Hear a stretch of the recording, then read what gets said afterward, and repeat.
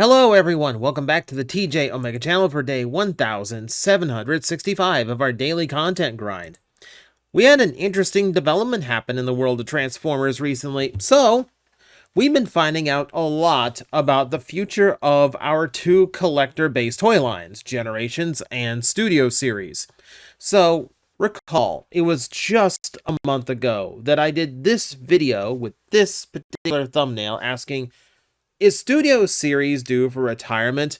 And the whole point of the toy line was to do all the live action characters in a single line. Well, almost every live action character has now been done for Studio Series, and it seems like it is just pulling from whatever it can think of in order to stay afloat at this point.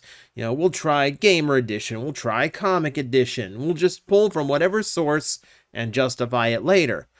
So, I kind of wondered what the point of it existing was when it really just seems to be a catch-all the same way Generations is supposed to be.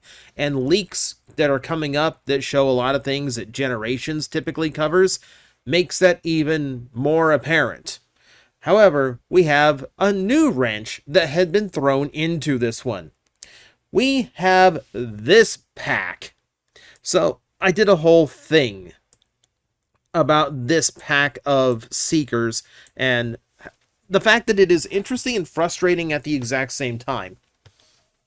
But we're not going to talk about them themselves. We're going to talk about how they are listed, because these are a Studio Series release, even though these four have never even touched any kind of movie studio. In fact, it is specifically labeled as Studio Series Generation 1 Cartoon Inspired Rainmaker 4-pack, or whatever storm name they came up for it. Point is, it's a Studio Series release that is specifically targeting the G1 cartoon. So here I am wondering why we keep up the pretense the Studio Series is a live action line. Well, as it turns out, next year, they're just going to end that completely. So this already started a lot of speculation. This already started a lot of people questioning exactly what Studio Series was doing at this point and where it was going from here. Well, thankfully, the Transformers development team is very easy to reach out to, so we have a little bit of information here. Studio Series is evolving to encompass all forms of the TF entertainment, such as the G1 cartoon, with a goal of trying to make figures that match their on-screen representations. Legacy, or I guess they meant Generations, is the sandbox where new characters and form factors are being explored as seen with the 13 Primes. Hasbro Pulse is our online store that is being pre-ordered, made to order items, it had to be through Hasbro Pulse. But the point is that they are basically confirming that, yeah, Studio Series is shifting gears and is no longer going to be a movie-focused line. Now we are just straight up making it, well, they called Generations a sandbox. I'm sorry, they called Legacy a sandbox. They meant Generations. But they are making Studio Series a sandbox. That is essentially all that remains of it now. It is just a place to dump whatever we want to make with whatever justification we want. And really kind of throwing justification out the window at this point. They're literally just making whatever they feel like making in both lines. So now, here I was questioning if Studio Series should be retired because it's redundant at this point. As it turns out, both lines are kind of redundant. Neither one is going to be really going with what they were promised to be. Generations is called Generations because it is going to be exploring different generations of the Transformer universe and giving new toys to classic characters. That was the idea. And now we're being told it's a sandbox for new stuff. Just anything we want to make, you know? So that's why we end up with stuff like the Unicron Soldier. It's just a goofy idea. We'll make a leader class figure out of a weird mold choice. I'm sorry, Liege Maximo was right there, guys. And we're just going to throw it out and see what happens. Okay, it's a Unicron minion at $60 a pop. but it's a brand new idea. It has roots in an old figure, but it's something completely new. And you know what? I'm the one who keeps saying Transformers needs to embrace new. They need to do more new things. Maybe not this silly, maybe not this oddball, but at the very least, I'll credit it as it's something new. So they're going to be doing things like this. And it does answer a lot of questions that we have had over the last few months. For instance, where Whale Shockwave was going to land. Well, if Generations is going to become just the sandbox for new stuff, that pretty much answers it. Prior to this, a brand new weird toy like this, Shockwave as a sea creature, wouldn't really have any specific place. If anything, I would have called this a Gen Selects and made this an online exclusive with potentially even no branding whatsoever. But no, this shift actually gives it a place to go. In fact, this shift gives this the ability for this Shockwave to become the start of something. Who knows? If people actually latch on to Whale Shockwave, we might get an entire run of G1 characters with animal bodies. Which, you know what? Go for it. It's different. It's new. It keeps legacy characters on the shelves, but it does new things with them. Why not? Make Optimus Prime a gorilla and upset so many people who have been holding on to the truck monkey thing for so long. I have an Optimus Primal that is a truck. I need the inverse. Well, technically we have the inverse thanks to Cybertron. We do have an Optimus Prime who is a monkey. But still, I need the proper G1 Prime to invert this whole thing. Please, please, please. But it answers another thing, and this has been lingering in my head for a while. We had this listing come up, all these leaks for Studio Series, and you know what? We had questions here. A lot of this makes sense. It's some 86. You can see they're going back and redoing the original movie characters with Jazz there in the deluxe. And this is where we found out they were going to go into comic book. With Nautica down there, which is very exciting. But the one that threw everyone off on this list was 86 Red Alert. Red Alert is a character who famously did not appear in the 86 movie. Most of the season 2 cast did not, because they started production on the movie during season 1, meaning writers didn't even know who the season 2 cast was yet when they were scripting it. So it does kind of make sense that he wouldn't be in the movie. He's in storyboards. And it's going to be hysterical when they release that toy and there's just the picture on the back of the box that shows him just driving off of Ultra Magnus's trailer in a storyboard art form with a little arrow that points to this generic car, this scribbling on a piece of paper saying Red Alert. Please do it. Don't just put the cover of the movie. That's so lame. That's such a cheap cop-out. Did that with Wind Charger. Hey, the only way he showed up in the movie was a corpse. Show it on the box, you cowards. I digress. So you're basically seeing them mostly just to kind of slowly ease us into this idea. Hey, here's your first G1 character. We're just going to drop him right here. Your first G1 character in Studio Series that never appeared in any movie.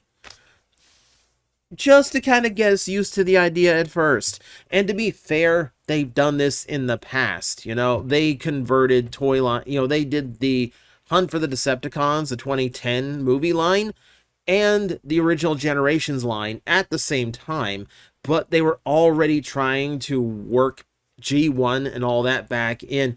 Reveal the Shield, remember, included Jazz and Cup. So we got characters who absolutely were purely G1 in a line that was supposed to be for movie to kind of wean us off of movie designs. And that's kind of what we're doing here, but now in reverse. Actually, in the same direction, now that I think of it. Now, there's a little bit more info we can glean from this. I know this is a little bit small, but I will give you the pertinent details myself as soon as the image loads. Okay, so, just to go through, a lot of this was questions about from Nate. This is a lot of questions about Nate from Nate. Basically about the Seeker multi-pack and the situations around it and all the rumors floating. However, they did specify a few specific things. G1 Cartoon is officially joining Studio Series as a new subline. Goal is to make definitive versions true to content/scale. Keep that one in mind. Assures G1 will not take over the line. It's not going to become a G1 only line so far. They will continue to do a wide variety of characters, live action, animated, 86, etc. Try and hit as many fan bases as they can. I'm sorry, I'm pretty sure that's what Generations was for. Like, again, back to my, like, what's the point of Studio Series now? That's what Generations is supposed to be doing. I don't know. Like, did you need more room to do that? Was one line not enough for you? It also, here's the fun part. Other shows could appear in the line in addition to G1, with the examples asked about being Beast Wars, Prime, and Animated. That's Generations. You're basically suggesting the Studio Series is just going to do exactly what Generations does. And once again, I ask, why are there two lines doing the exact same thing? More to the point, the part here that Studio Series was formed on the idea of screen-accurate versions of all these characters, right? So, on that note, and they mentioned that for the G1 cast are going to do too. Let's go to that one that we talked about. Here's your red alert. This is the Kingdom version of the figure. Your 86 version is very likely going to be the same toy but without translucent plastic, as has been the norm for a lot of these 86 character re-releases. What do you improve? Tell me, on this design, what do you improve to make it show accurate enough to warrant completely scrapping this mold in favor of a brand new mold with minor adjustments and improvements? Now, proportions is a thing. Yeah, he's wide-chested because that chest has to turn into part of a vehicle. You have an argument with the wheels that should be on the shoulders. Frankly, you could do that with a 5mm accessory here. So, very minor room for improvement. But is it worth completely redoing the mold to get that? And I'm not sure that it is. I'll be honest with you. I kind of feel like Transformers could be entering an era of Jazzware style releases where, you know how every time you see a Sonic the Hedgehog toy on the shelves, it's the same 4-inch Sonic toy that they have been selling for like the last 5 or 6 years, and they just put it back on the shelf, but it's Sonic the Hedgehog, so it keeps selling. And I kind of figured we were in that period where we have a run of molds now that are pretty much as cartoon accurate as you could possibly ask for their size and budget. Why mess with that? I almost kind of figured that it might become a line that just refreshes the existing molds and re-releases toys over time as demand for them grows again. Almost convinced myself of that. Because you look at things like the 86 Seeker that is already spot-on cartoon accurate in robot mode and has a great transformation, fixes the articulation issues from the Earthrise mold, and I think to myself, what do you do to improve that, and is it possible? I look at 86 Optimus Prime and go the exact same thing. I don't see where that mold and that design can be improved upon, not without defying the limits of physics. So now I don't even know what you're going to do. Like, they're really just going to redo the G1 cast again, slightly better than they were before, which is kind of what they always do, come to think of it. But no. So what we're being told here is that the weird toys get released in Generations. Okay, fine. It's a sandbox. And then we're still going to keep live action in Studio Series because we're going to constantly refresh it. Okay, there is that. And we see that already. We know for the 07 anniversary, they are going to do a new run of all those characters. And we know that's on the way thanks to all the leak listings that we've seen. And you know what? Fine, that makes sense. those toys have some good age on them at this point. And I'm sure with current engineering, they could be done better. This Optimus Prime could definitely be done better than it was before. But then, yeah, I don't understand like the idea of throwing other generations into Studio Series when that is the job of Generations. Unless Generations as a line is just going to die, and whatever is our main line is going to evolve into something completely different that's all just the really weird different stuff, which is entirely possible, right?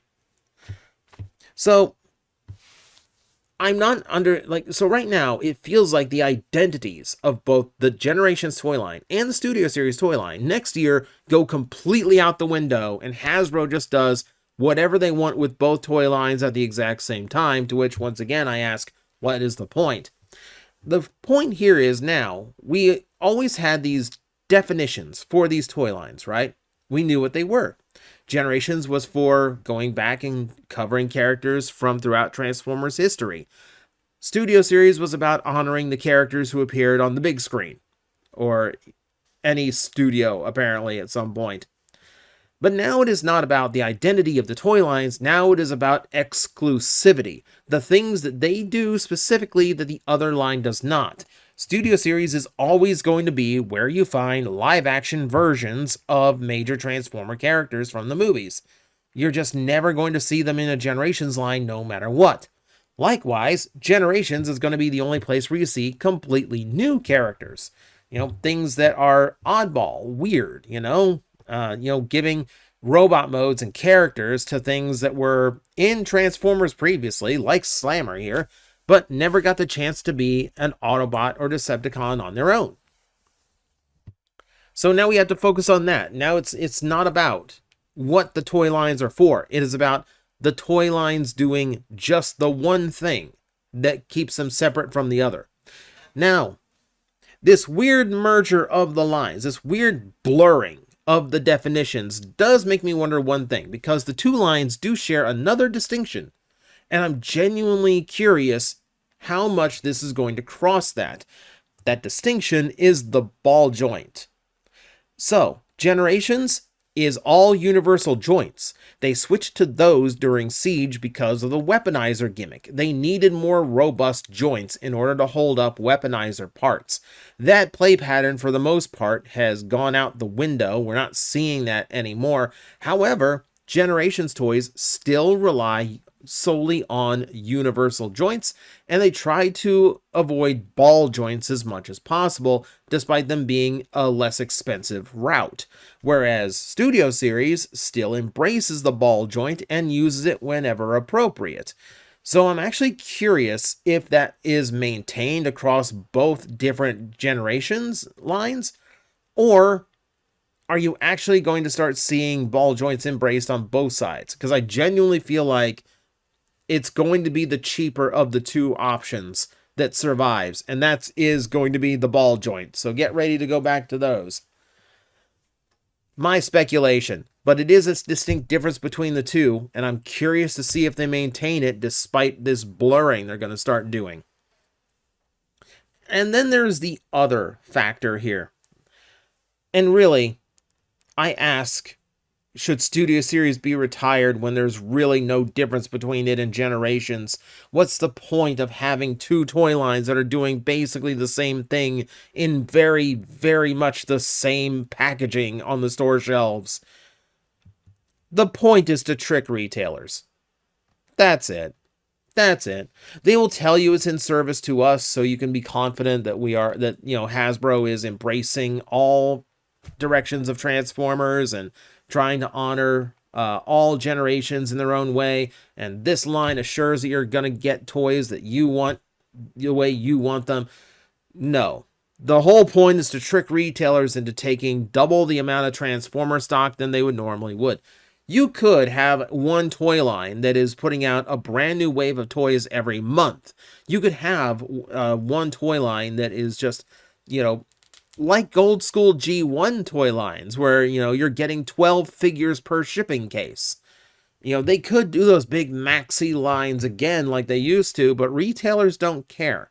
They're going to look at it one toy line at a time, and they have figured out for a long time now, if you package it two different ways and name it two different things, retailers are going to buy it separately. So, it's a retail trick. The lines coexist only because they're tricking retailers into buying more. That's basically the long and short of it. They could do it as one super line. They're not going to. So, I am still asking the question of why Studio Series exists, even though I know the answer. But now we have this to speculate on. So the Seekers are due to ship in a little over a year. We have until then to see all the leaks, reveals, and explanations, and really figure out what our favorite toy line is going to look like 2 years from now. It's a lot to think about and a lot to speculate on, and we start now. So get to it in the comments section below. And as always, I will see you next time. Hello everyone, I am Astral Agent Magnetar, a Tokusatsu VTuber, and I am streaming 4 times a week over on Twitch, Monday, Tuesday, and Wednesday afternoons, and a special late night one on late Friday/early Saturday. So come watch, come hang out, and let's make an impact together.